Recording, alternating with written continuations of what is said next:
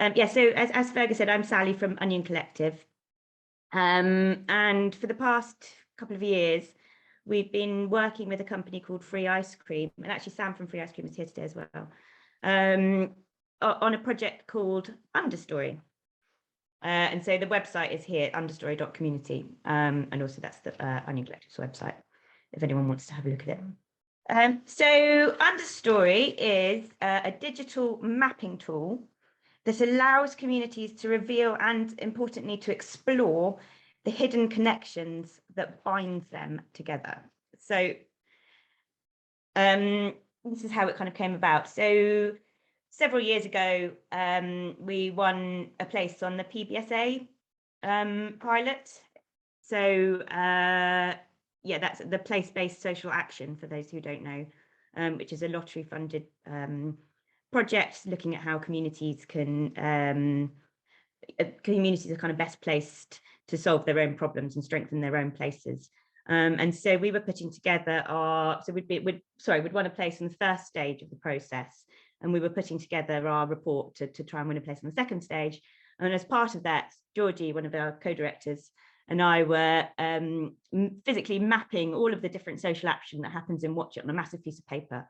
And we Instagrammed that, and Sam got in touch from Free Ice Cream and said, hey, we've developed this platform called 2030 Hive Mind, which we're using to work with the UN, looking at how policymakers can come together and work collaboratively to achieve the Sustainable Development Goals.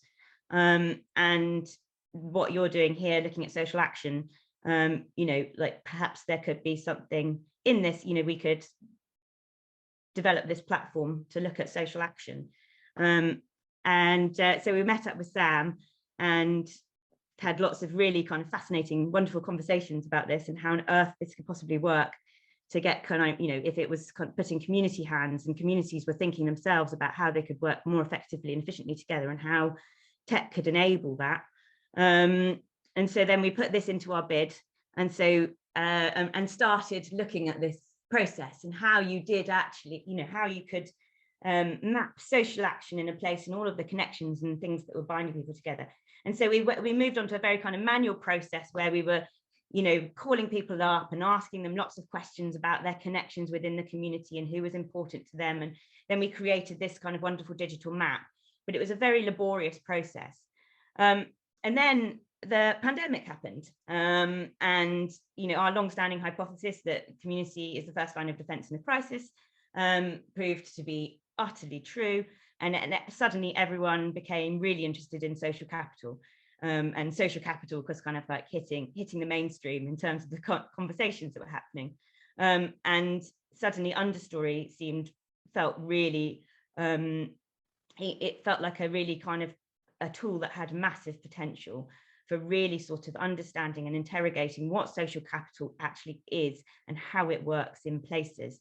And so we put together a bid for Innovate UK funding and won that, and then developed the platform with 5 pilot communities over that year. So this is the map, and now I'm going to attempt to change over again onto our website, so that I can demonstrate how the map works.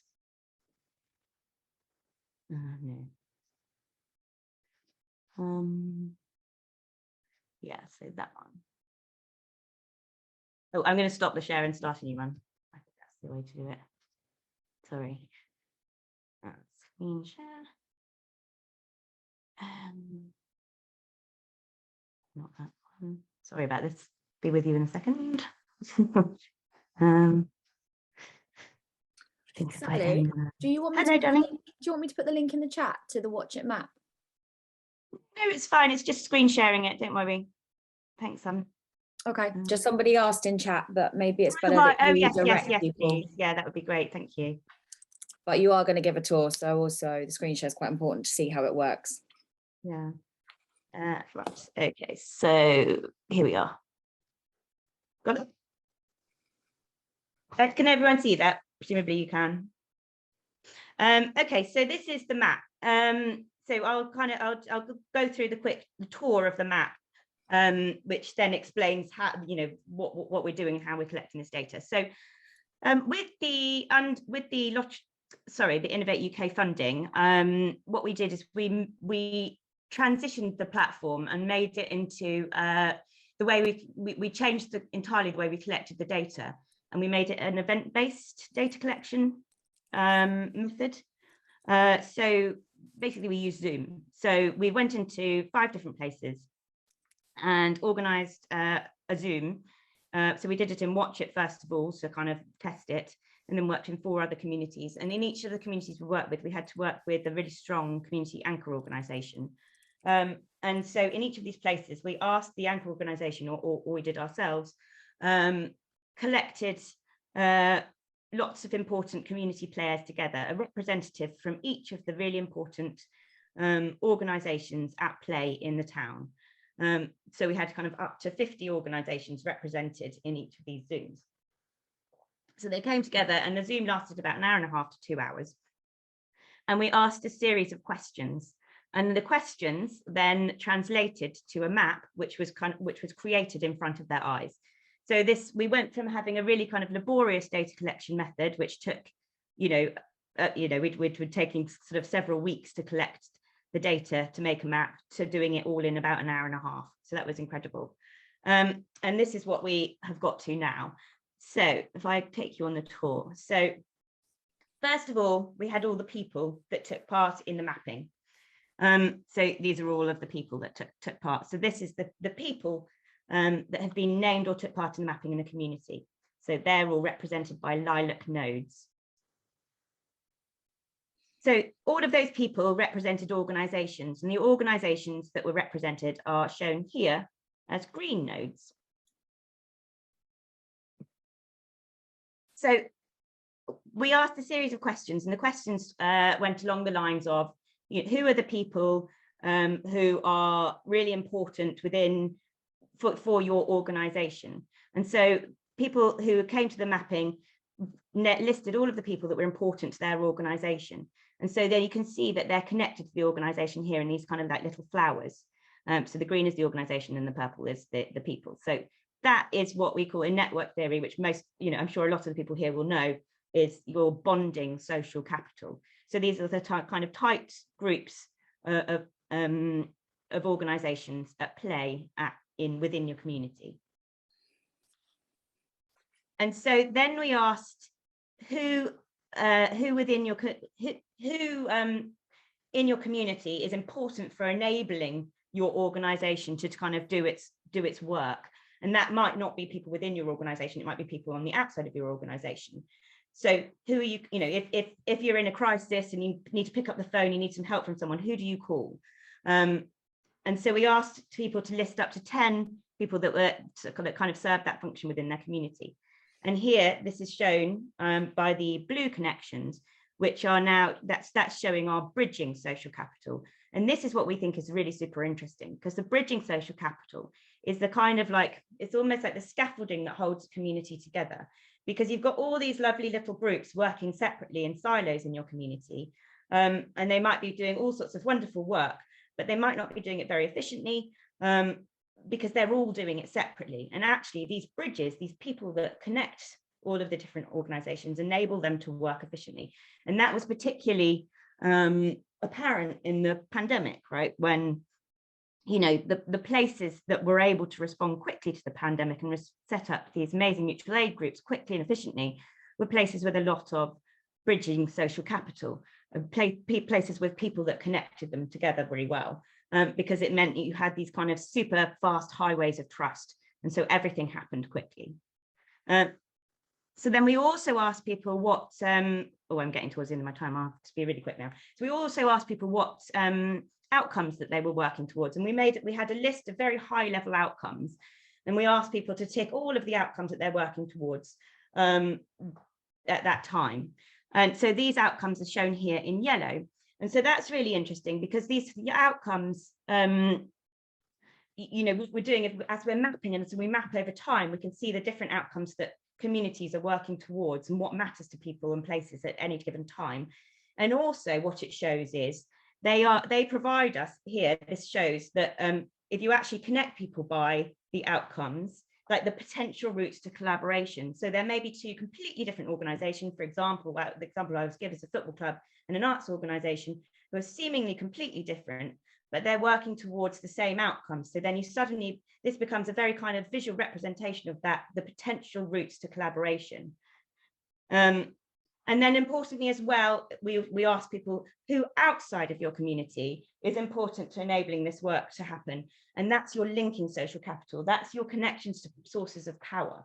And so now, as we develop this platform, what will be interesting. So we've just won some more funding from the lottery, from the Bringing People Together pot, to develop this tool over the next couple of years. And we're going to be mapping 30 communities now and looking at 30 different communities, and that will provide us with some really interesting meta data on different communities and how the linking social capital is going into all of the different communities and how it's flowing through communities. So, you know, how government and funders, you know, the ebb and flow of government and funder support, where it's coming in, how it's trickling through, the places that are working by themselves, the places that are working efficiently as, you know, tightly connected places, and those places that are don't have that kind of same strong social infrastructure. I won't go back to my presentation because I've run out of time, but I'll just make a couple of quick more points. So it's really interesting, we think, for communities, because it's what this platform does is it puts knowledge in community hands. You've got a map of your own community, so it's a kind of holding a mirror up to yourself so that you can understand your place better. And we found that in Watch It, it was really interesting for understanding our place better. We were able to explore who the hyperconnectors were in our place, how many, you know, if like a lot of power was residing in one area and not in another, who was left out of the map, where our vulnerabilities were. It just enabled us to understand ourselves better and also to really value the social capital in our place. And actually, you know, if we start thinking about these different metrics, how, you know, a place like ours, which on the kind of traditional metrics, where you're looking at economics and so forth, we've generally fared badly. If we look at our social capital, we're off the charts. And that's just a really interesting alternative view that really kind of stood us in good stead for the shocks of the pandemic. And so that's one of the things that we're going to be looking at over the next couple of years with this funding, is how we really, because we were really kind of understanding Understory and its power for exploring social capital and through that our resilience as places. And so we're going to be developing the ability to kind of place shocks through the program. So, you know, as climate, we've had just experienced a couple of major shocks, and we've got quite a lot of shocks to come. So it's really understanding how those shocks affect places and where our vulnerabilities lie. And it's just about communities having the tools to explore that for themselves. Also, it really, you know, it means that on a meta level as well as on a community level, we can explore what the values communities are working towards change over time. What's important to places now? How does that compare to a year from now? And it supports an evolution rather than a monitoring approach to evaluation as well, which we think is really interesting, because a monitoring approach to evaluation can sometimes be a bit extractive. And this is much more about community having ownership and developing over time with this platform. And I probably need to be quiet now, didn't I? Because otherwise I'm going kind of way over time. But just to say, I'll just close to say, we are over the next 2 years, mapping 30 new communities in England, Scotland and Wales. We're particularly interested in social infrastructure as well, and how social infrastructure provides places for people to come together and connect, and how that relates to the strength of a community. So especially in terms of industry. So we're particularly interested in kind of post-industrial places and the connections that are alive in those places. So if you think you are one of those places and would be interested in joining us and being mapped over the next couple of years, please do get in touch. And my email is sally@onioncollective.co.uk, and I'll